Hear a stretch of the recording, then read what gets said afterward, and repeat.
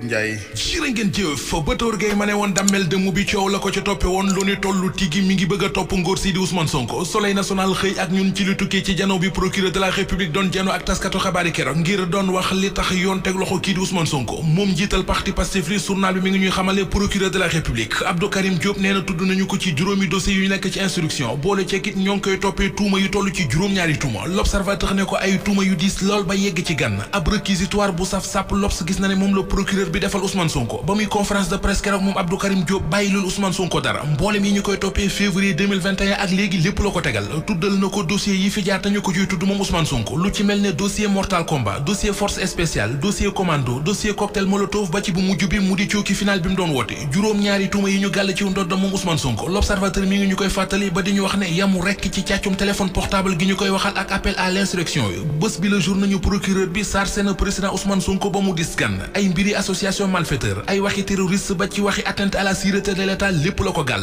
Le Quotidien tudde ko juróom-ñaari bàkkaar yu Ousmane def ba tax mu jural ko ñool-ñool yi mu nekk yéenekaay bi mi ngi ñuy xibaar yi ne njiital parti Pastef li mu di Ousmane Sonko tey jii la ñu koy présenté juge d'instruction bi bari na ay responsable yu bokk ci parti Pastef yu yoon di wër jamono ji ngir teg leen loxo ab avocat mi di Juan Branco ñoo ngi koy wër Vox Populi nañu mandat dépôt mi ngi xeeñ ci ay mbiram moom Sonko libération nañu procureur bi moo ko sàkku ci moom moo ne nañu ko mandat dépôt moom day mbili ji di Ousmane Sonko bi ko enquêteurs yi di enquête keroog samedi yéenekaay bi nee nañu amul ci benn laaj boo xam ne tontu na ca kii di Pape Alé Niang Mounirou Diallo ak Sidi Gaye bu FRAPP France Dégage libération nee nañu teg nañu leen loxo démbit waa BIP dem nañu dajji kër Ousmane Sonko génnee benn Taleb Sow ma fa ne woon yóbbu ca sûreté urbaine ma nga fa ñu garde à vue Ousmane Sonko benn tànkam ma nga ca kaso ba journal Les Échos moo ko bind ci xëtamu njëkk la Sénégal feelu ko dem ci sax bëggan cee sori li mu bind mooy procureur bi yóbbu na Ousmane Sonko kaso ndax tuumay atteinte à la sûreté de l'État appel à l'insurrection ak tuumay nasi complot jëme ko ci état bi Ousmane Sonko ak mball gi mu dugg la ko ci mën a fekk source ne nañu bokk na ci mandat dépôt bokk na ci jël yóbbu ca kaso ba parti bi mu di parti Pastef source seetlu na ni ci lëndëm la nekk ndax kenn ci avocat mi di Juan Branco mi ñu tere woon réew mi mandat d'arrêt international ko mu defi pexem ba dugg ci réew mi ñoo ngi koy wër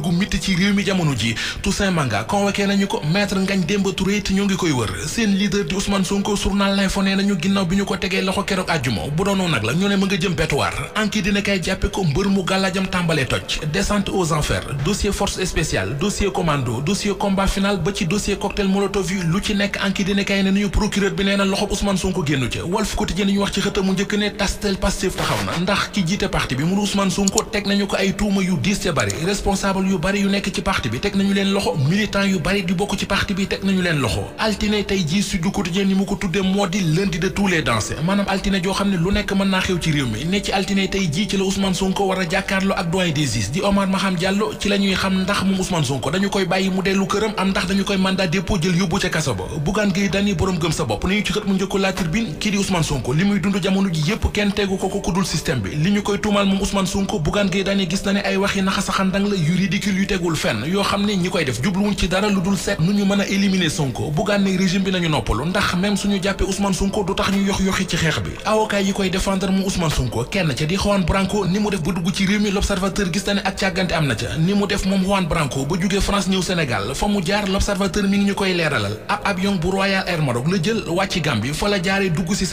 Sénégal ak accident bu métti bi fi amoon ca Ngën Saar ba ñaar fukki doomi aadama ak ñett ñàkkoon ci seen bakkan journal La Mandat mi ngi ñuy xamal ne ña ca loru mu di victime yi conseil économique social ak environnemental taxawu na leen njiital conseil économique social ak environnemental di Abdoulaye Daouda Diallo ci La Tribune yéenekaay bi nañu ba mu demee keroog ci Louga fa accident ba amee woon ca kanamu xalifa général bu famille omarienne fa la ñaawloo moom Abdoulaye Daouda Diallo li mu jàppee comportement irresponsable bu yenn transporteurs yi ñu jógee Ngën Saar ci Louga dem Fass Boy ca Kees dëkk ba Libération nee nañu ñoo ngi ci jaaxle gu rëy jamono ji bil yéenekaay bi li ko waral moo di gaal gu fi déparé woon mbëkk doonte bitim réew yaboon téeméeri nit ak juróom fukk seen doom yu bari ca gaal ga la ñu ne woon te lu mat fukki fan ak juróom-ñeent ngi xamuñu ci ñoom dara